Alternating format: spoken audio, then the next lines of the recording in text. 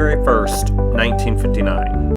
9 hikers set up camp on the frigid slopes of the Ural Mountains in Soviet Russia.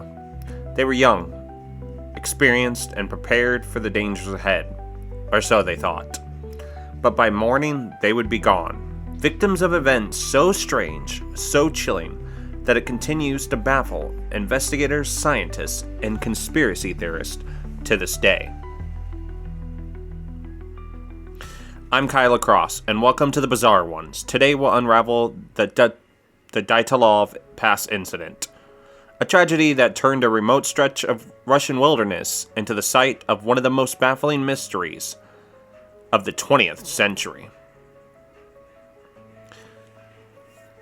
We'll follow the doomed journey of 9 adventurers, examine the eerie clues left behind, and explore the countless theories, some grounded in science, others steeped in the paranormal. So bundle up, because this story is as cold and unforgiving as the mountains where it all began. Our story begins at the Ural Polytechnic Institute, where Igor Dyaltov, a 23-year-old engineering student, was planning a challenging winter expedition. The goal? To reach Ordoton Mountain, a name that roughly translates to "don't go there" in the Mansi language. But Dyaltov wasn't afraid of a challenge, and neither were his companions. The group included 8 other students and graduates, all experienced hikers. Let me introduce them. Sonata Kologorova, a 22-year-old radio engineering student known for her adventurous spirit. Yuri Dorsenenko, 21, who once fought off a bear with a geologist's hammer. And Ludmila Dubinini, just 20, but already a seasoned explorer. And Rustamine Slobodin, a 23-year-old athlete.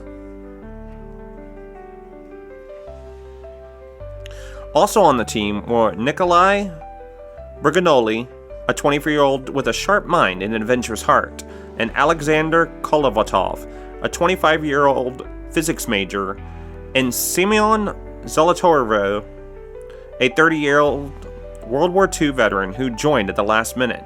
Finally, there was Yuri Yodun, who started the journey but turned back due to illness, a twist of fate that may have just saved his life.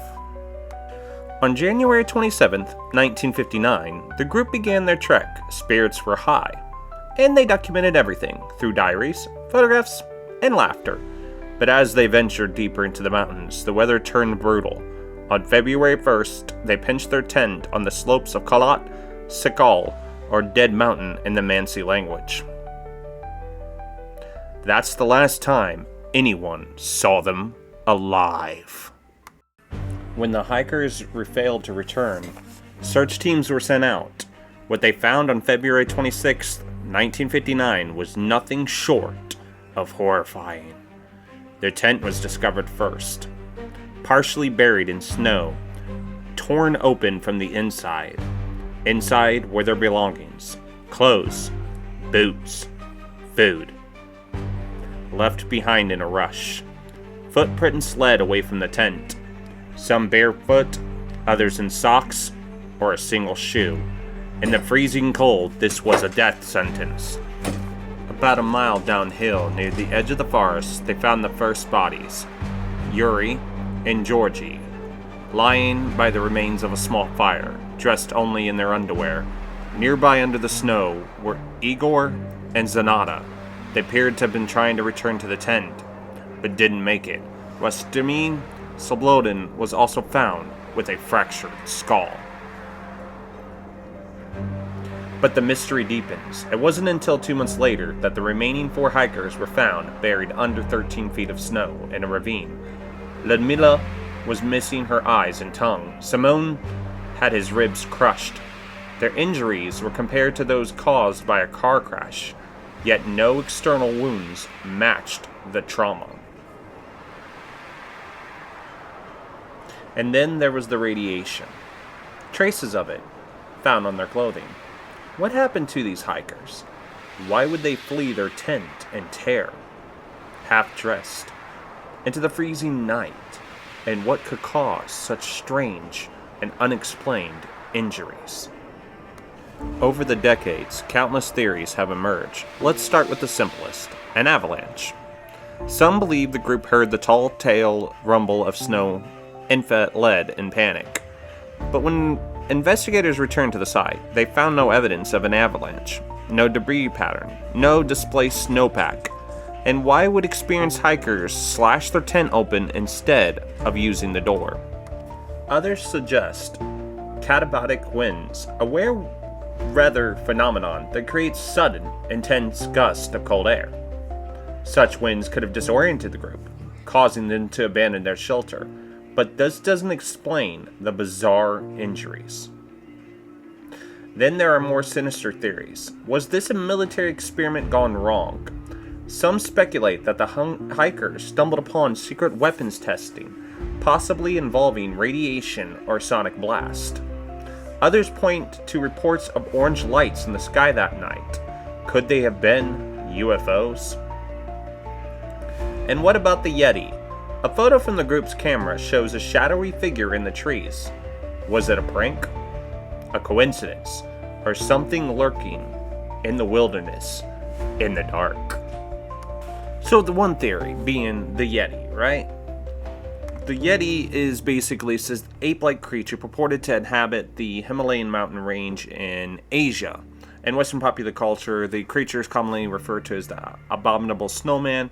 Many dubious accounts have been offered in an attempt to prove the existence of the Yeti, including anecdote, visual sighting, disputed video recordings, photographs, or plaster cast of large footprints. Some of these are speculated or known to be hoaxes.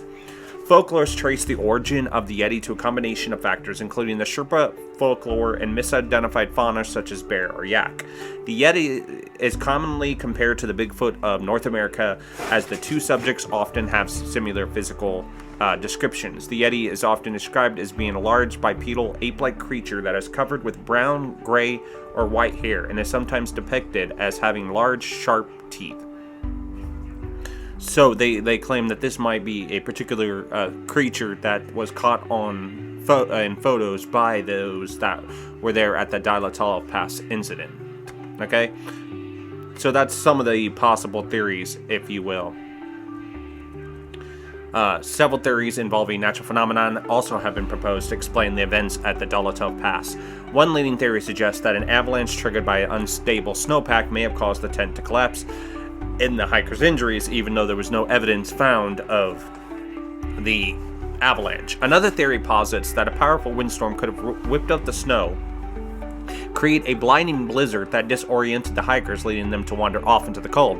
The presence of high levels of radiation found in some of the victims' clothing initially sparked speculation of a nuclear incident, but this theory has been largely discounted by experts, even though the whole radiation part of the mystery still has not been explained to this day, which is why some people have the theories of human involvement. The possibility of human involvement, either accidental or intentional, has been explored. Some have suggested that the hikers may have stumbled upon a secret military installation or a classified operation in the area, leading to a cover-up. And people speculate that this might be the reason for the radiation, that it was perhaps a weapons test. Others speculate that the hikers could have been targeted by local indigenous people, angered by the intrusion into their territory. And so it could be like a local indigenous people that believed that their territory was being encroached upon by outsiders that were not part of their tribal culture.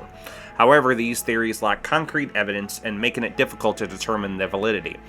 Now, given the unexplained nature of the incident and the lack of definitive answers, supernatural theories have gained traction. Some believe that the hikers may have encountered a paranormal entity such as the Yeti, or a mysterious force like a UFO that caused their deaths. Others suggest that the mountain itself has a sinister history, possibly cursed or hunted by an unknown evil. While these theories are compelling, they remain in the realm of speculation and lack scientific support, but doesn't mean that none of these theories are possible. So, when it comes to the alien explanation, right? They would say, they're like, oh, maybe it's aliens or UFOs that were responsible. Now, there were strange lights seen in the sky. Of course, it's far less interesting than the next conspiracy, which suggests a Soviet military cover-up. So, This theory suggests that the skiers accidentally stumbled upon a military radioactive weapon test site. Radiation burns could account for why the hikers stripped, and explosive forces could account for the weird injuries. The major flaw with this, though, is that only 2 of the hikers had radioactive clothing, and there were no reports of radiation burns.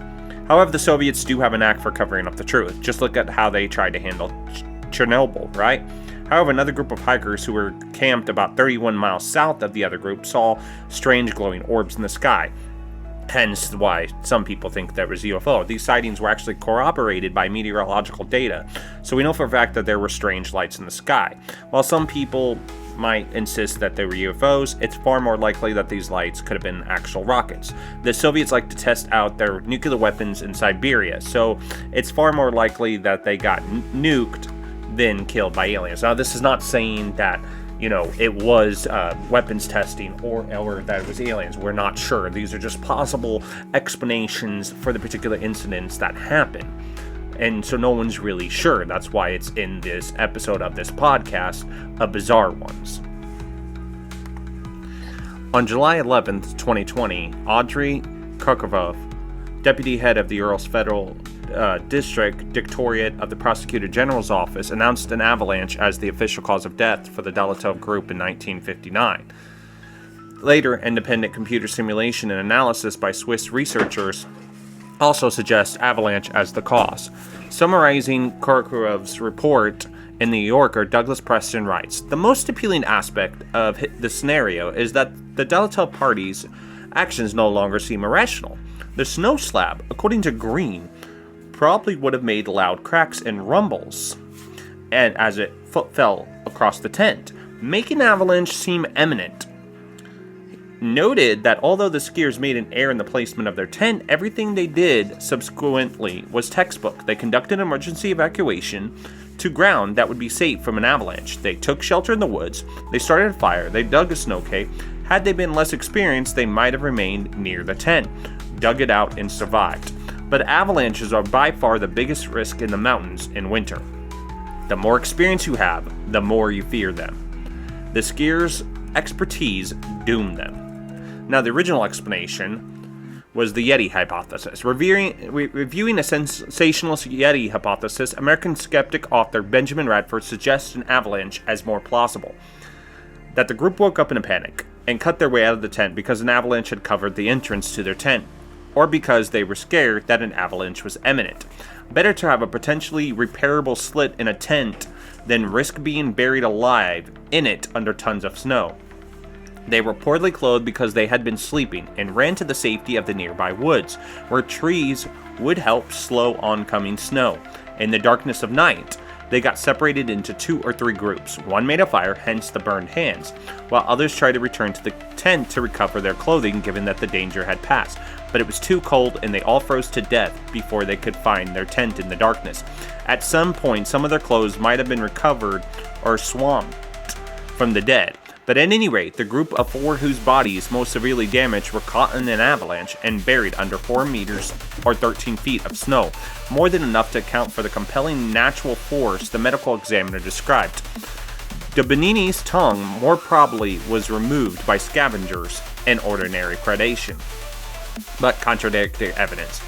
Evidence contradicting the avalanche theory includes the location of the incident did not have any obvious signs of an avalanche actually having occurred.